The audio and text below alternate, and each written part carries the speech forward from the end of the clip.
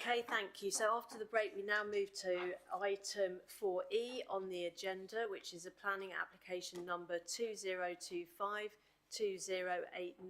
and it's for ACOR.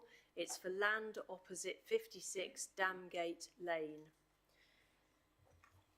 And so I'd like to ask the planning officer to present the application, and we have Ellie Yaram presenting.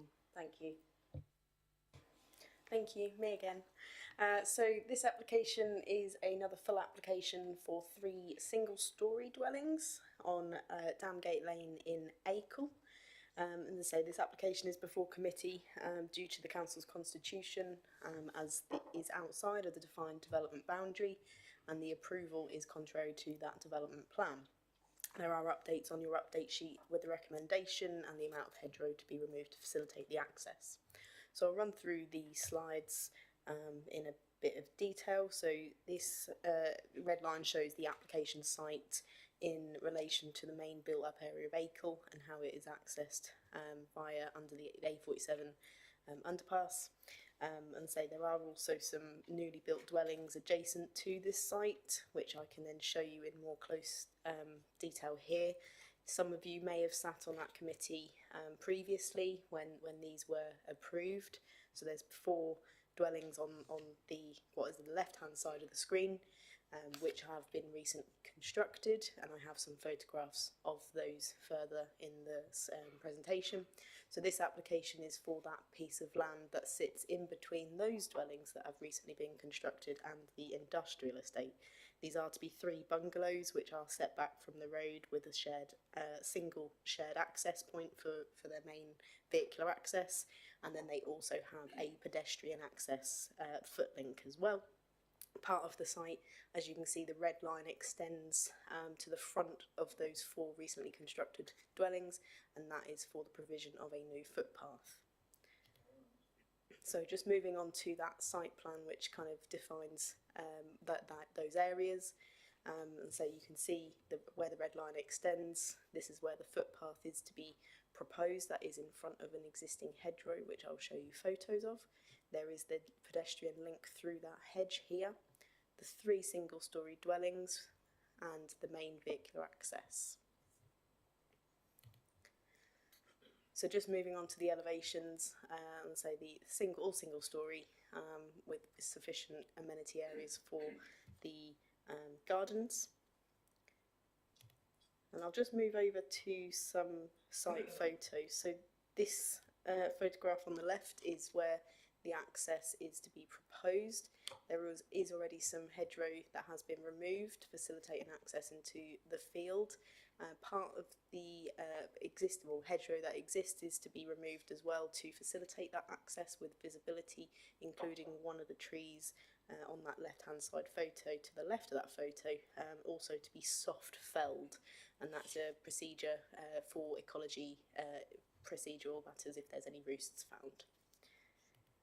So moving into the site, so I'm stood, obviously you can see that gate, I'm stood slightly behind that.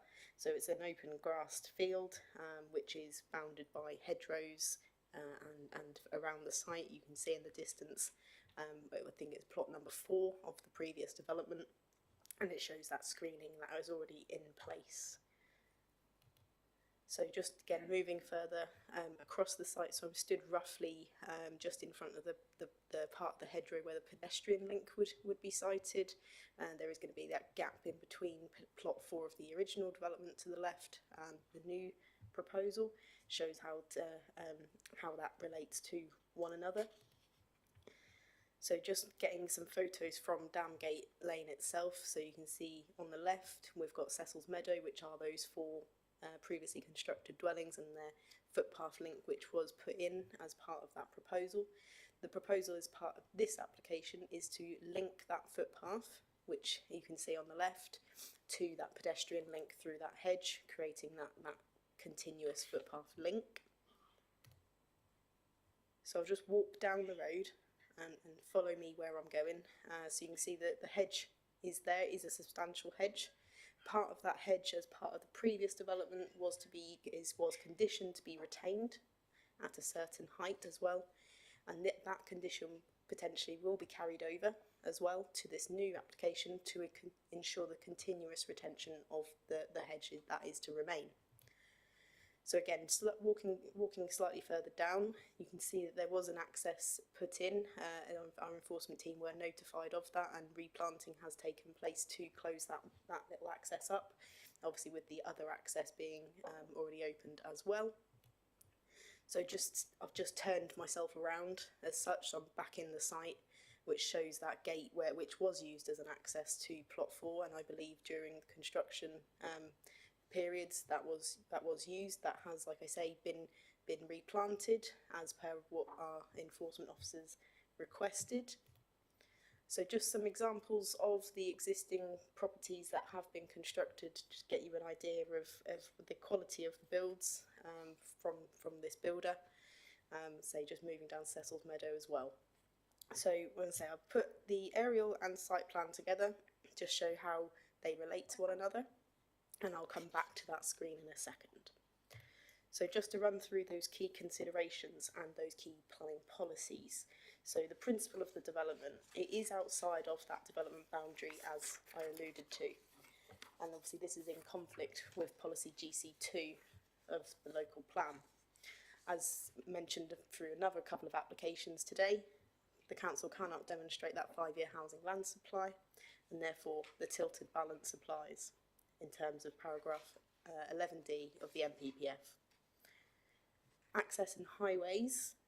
Norfolk County Council as the Highway Authority were consulted and there are no objections subject to those conditions. I'm aware that the applicant undertook pre-application advice with them prior to the application being submitted, which is where they required that footpath link to be as part of the proposal to make it acceptable. In terms of the design and character, there has been landscape harm that has been identified within the report, including the loss of that open field. However, because of the retention of that hedgerow, there are some mitigation measures involved, including the conditions to retain it, and therefore this harm is considered not significantly demonstrable, harmful to the wider kind of tilted balance approach. In terms of residential amenity, there are suitable separation distances between existing and proposed properties, and therefore there's no unacceptable impacts. Which moves me on to the flood risk and drainage, a little bit more complicated in this section. So the site, as previously identified within the previous item that came to committee, so there were concerns about the rest of the field being developed at that point.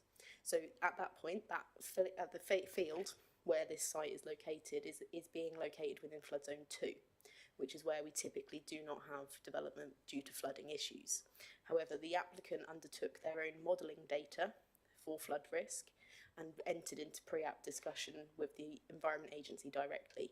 This flood risk assessment identified this area as being within flood zone 1, which is at a very low risk of being flooded as such.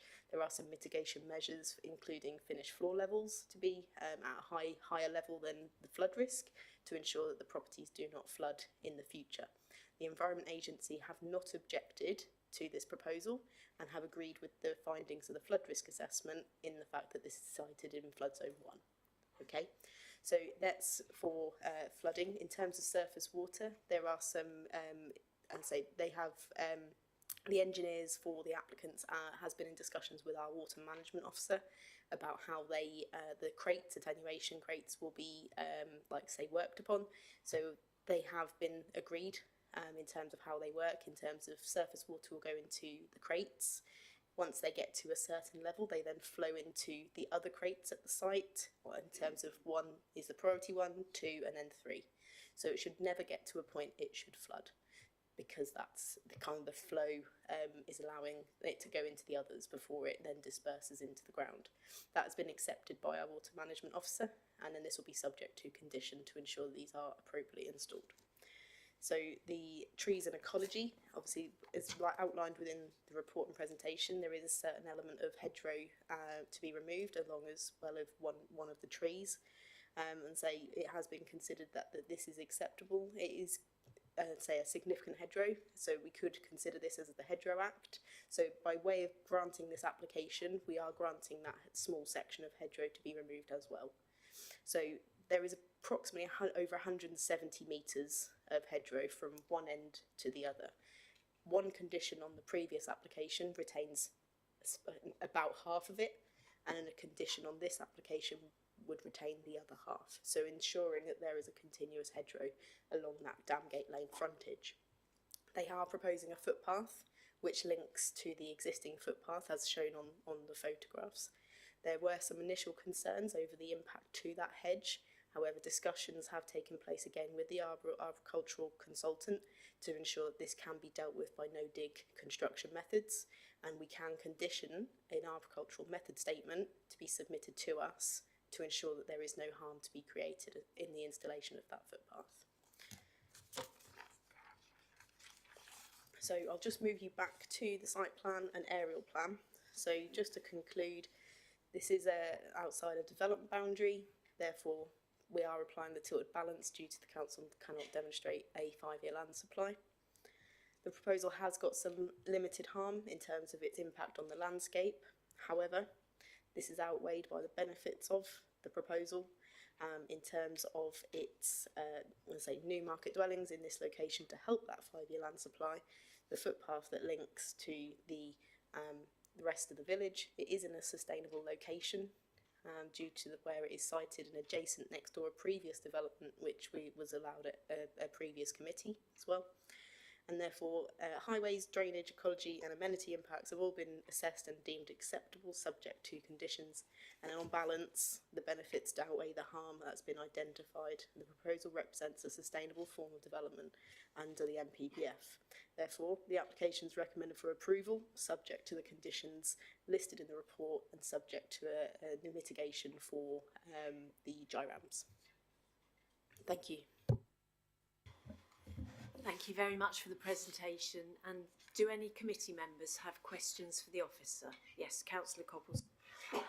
Thank you, Chair. Ellie, thank you for your presentation. I just need some clarity on the flood zone.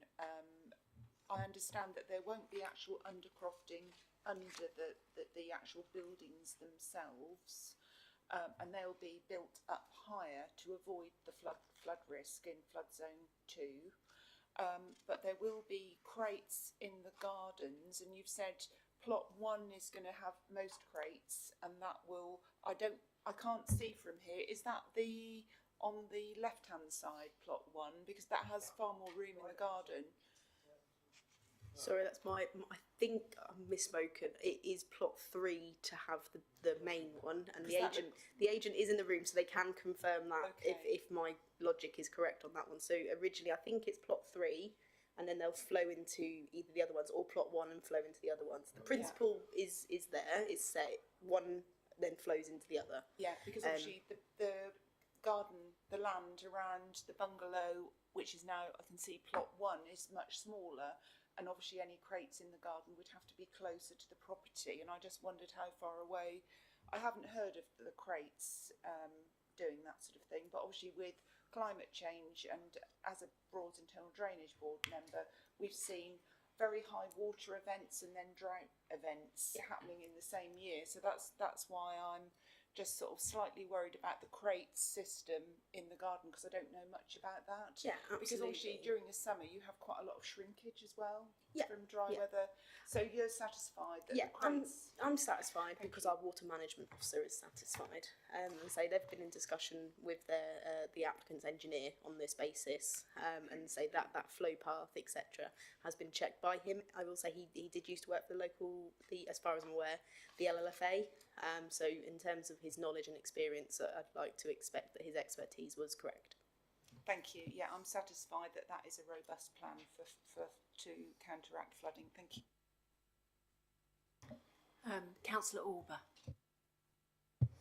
Thank you, Chair. A couple of questions. I didn't see a chart that said that drew the residential boundary, the existing boundary. How far away are we from that boundary? Is that from the defined development boundary? Okay, Defined absolutely development boundary, fine. yes, So sorry. if I just scroll out of this screen, if you can see where roughly where that cursor is on the screen, so you can see the entrance to the previously constructed 4 dwellings, the development boundary is there. And I would say the previous 4 dwellings were again on the tilted balance approach because it was adjacent to that development boundary. Okay, I've got a couple of other questions as well. I can't see any access to the field behind. If you build on these houses, where are you going to get access to behind for, maintaining the field behind? That's the first question. The second one is, we've seen a couple of these planning applications now where they've done their own flood risk analysis. And we've seen both go from flood 2 to flood risk 1. Do you have any idea why the flood risk is changing? Because it's sort of counterintuitive, really, that you'd expect it, especially with the climate and things, that it would get worse, if not better. So I'm just interested, and if you know why it's changed. So the previous mapping data is based, I believe, and don't quote me on this, but I believe it's based on data from 2018. Now that obviously data is now 8 or so years old. So when an application would come in like this, for example, they have done their own modelling data to evidence that it's outside of those deemed flood risk areas. I've had it on a few applications where this kind of happens, and it is a kind of a normal approach. And say for the Environment Agency to go out and do every site that floods would be extremely costly, and they won't do that. And say unless there's say resources, costs, etc. So it would be down to people like the applicant to be able to put that data in as evidence that this area doesn't flood and it won't in the future. So that's where the consult with the Environment Agency has taken place, and that is where they have agreed with the flood risk assessment. And I'll say the flood risk assessment has been completed by a reputable flood risk expert, and they have submitted that, and it's been agreed to. So I'll take their expertise advice on that front. And your other point about the field access. So there is, as part of this application, no additional access to be able to do that. I'm aware the applicant is living in one of the properties that was constructed as their own private residence, and they own the rest of that field, and they will be able to continue that from their own site rather than having a separate access. Thank you. Do we have any other questions for the officer? No? We now move forward to public speaking. Do we have James Platt here? Thank you very much. You just come and sit at the speakers section. And you have 5 minutes from when you begin.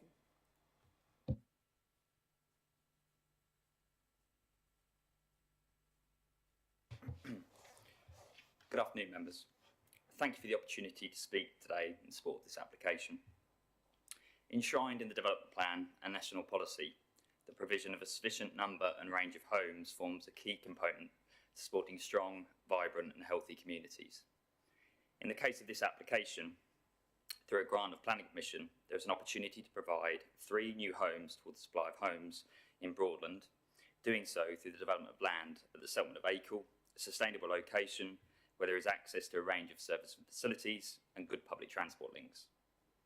The application site lies immediately adjacent and opposite existing development.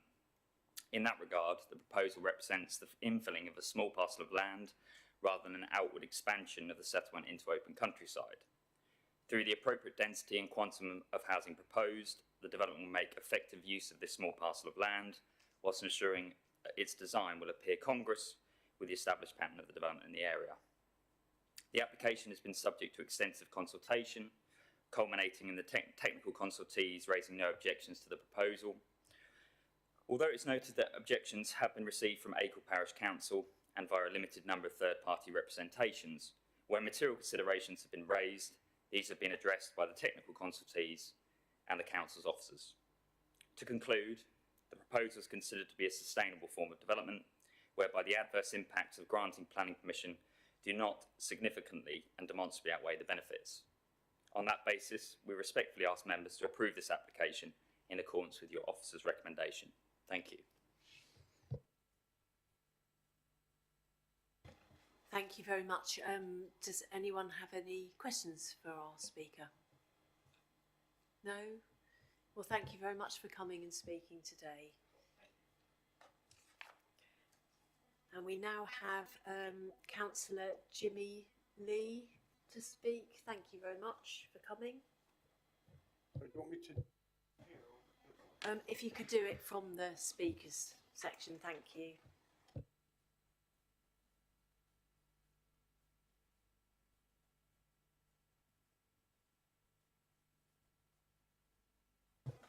And in the same way as you've seen various times today, you have 5 minutes to speak. Thank you, Chair. Good afternoon, everybody. You all know me. You'll be pleased to know, though, I'm not going to take very long with this. It's going to be pretty straightforward for you. So, as a councillor, it's my responsibility to act on the behalf of the residents that I represent. I bring their concerns to the committee today regarding this planning application at Damgate Lane. And I have in the past dealt with a similar application at Leffins Lane regarding the removal of hedgerows, which is really the thing that I'm against, really. Conservation of the countryside and is something that is very dear to me. So this application for Damgate Lane has raised several issues from residents. Unlawful removal of the protected hedgerow on 2 occasions. This is what they've brought to me. And further removal of this hedgerow, which is protected under the 1997 hedgerow regulation, should be avoided. So when are planners and committee going to listen to the concerns of residents? This particular hedgerow in Damgate Lane, which is a major talking point of this application, does fall within the protected hedgerow regulation of 1997.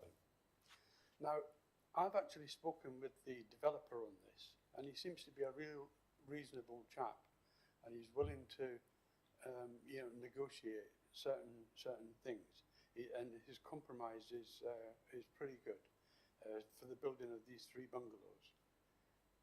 Now, the pathway that's going to be built on a normal sized pathway would be somewhere in the region of, correct me if I'm wrong, 1.2 metres wide, which would then impinge on the hedgerow that we're going to be talking about right now. However, what he said to me is that they can reduce the size of that so it doesn't impede the hedgerow, so it doesn't need to be removed, which I think is fantastic. I'm not going to lie.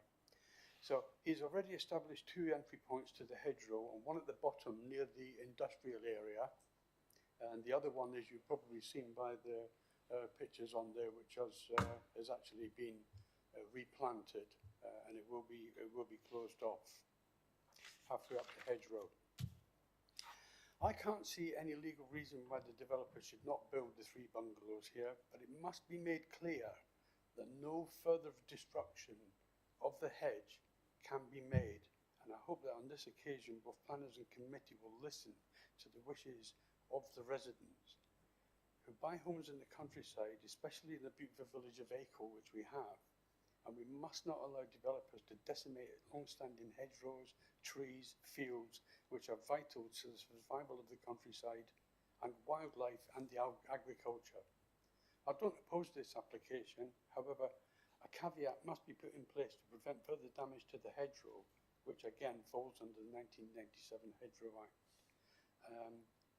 This is the main concern that I'm passing on from our residents. So thank you very much for listening to me. Thank you. Thank you for coming to speak today. Do we have any questions for our speaker? Yes, Councillor Cant. Yeah, thank you, Chair. I think this is quite a sound application. I think it's fair to say that both the parish council, Councillor Lee, and I believe Ellie has made strong comments and representation whether re this hedgerow, because obviously quite sensibly an important aspect of this application. All I'd ask is, could Ellie just expand on, again, what Councillor Lee said? It is eminently sensible if the hedge can be cut back and managed to allow for the path. it's deliverable and sensible and constructive. If I could just ask Ellie to just expand on that and to allude to what protections will be put in for the hedgerow, but to allow the delivery of the development and a path which is proposed, which again, to me, is a good compromise and sensible. So if I could just ask Ellie to just expand on that, that would satisfy me. Thank you. Yeah, absolutely. So, as I said, the footpath is to be installed in front of that hedge. Now, there was a few concerns about that in terms of its impact to the hedge. There was a revised arboricultural impact assessment submitted. In that, they demonstrated how much would have to kind of be trimmed back, etc. So, like Councillor says, footpaths of that size are 1.2 metres, and that is highway standards rather than here. Obviously, County Council, in the respect of the Highway Authority, has not objected to the proposal, as they did pre-application advice with them. Now, with this, they're going to be doing a no-dig construction method in terms of the installation, and part of that, they're going to be using a 3D cellular confinement type section, which limits the amount of excavation required. So, therefore, in turn, should then not impact the RPA for the hedge as such. So, with this, there's a condition or a couple of conditions in the condition list.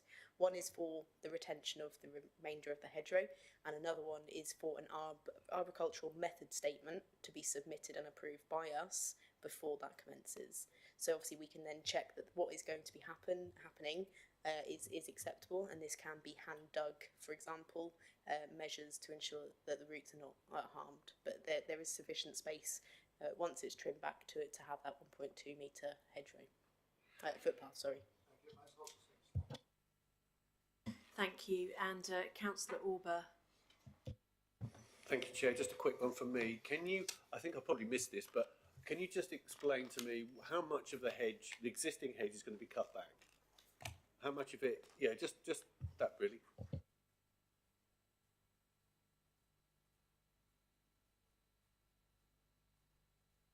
So I'm just going to say I'm not sure exactly on how much needs to be trimmed back. I'm just sorry. How much of it is going to be removed? Oh, sorry. Okay. Yes. So in the update sheet, I've added an update as to paragraph 5.59, which I've remeasured the engineer's drawings that was submitted within that AIA, and it was totalling 5.5 metres, approximately here or there, to be removed as in addition to what has already been taken out. 5.5 metres out of a total length of? I'm going to say approximately 170-ish metres to be retained. Thank you. Thank you. So we now move to for the discussion and comments before we vote on this application. So would anyone like to begin? Councillor Copleston. Thank you, Chair. I am now satisfied that the flood risk has now been mitigated with the crates in the gardens and raising the height of the dwellings slightly. That was my main concern about this application, and I'm assured that the hedge is going to be maintained, and there is very little that's going to be lost. As was raised by Councillor Lee, he raised the concerns of the local residents. So I'm happy that we approve this application, Chair. Thank you.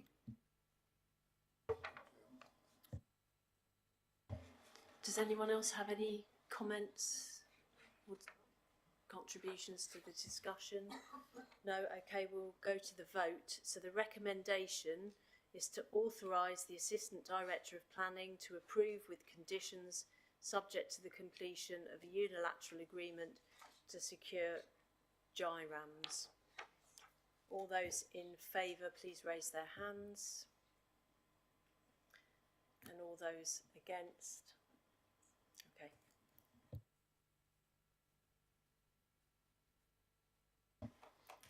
Thank you. So that application's been approved. We now move to item number 5 on the agenda, which is planning appeals for information. Page 105 on the agenda. Yeah, thank you, Chair. Just to pick up a couple of those, won't go into the details, but please ask me afterwards if there's anything you want to discuss. We had one at Reetham, that's 2024-26-20, which for the erection of 3 self and custom build. dwellings. In summary, the inspector felt that it didn't meet the requirements of policy 7.5, wasn't sustainable development. And then the other one is one that you might have seen down Yarmouth Road if you've been coming up. It's a vape shop down there that in effect has been asked to turn its lights off because they were far too bright. Thank you very much. And we now close the meeting at 1:55 p.m.